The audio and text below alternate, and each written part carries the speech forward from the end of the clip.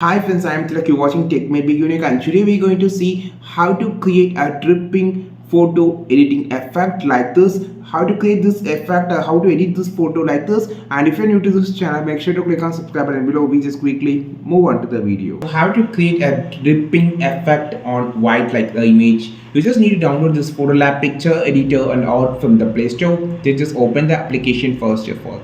After opening the application, you can see the first page is the feed. You just need to click on this category option. Now you will see a search option on the top. Just click this, and here just type as dripping, DRIP, dripping effect on.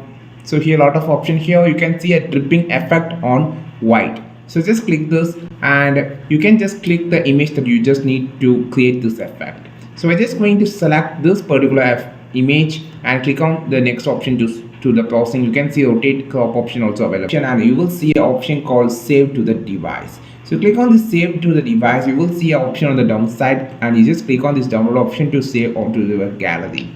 And you can directly post on Instagram, Facebook if you want. I think this video helped you a lot. Like this video, share this video, subscribe this channel.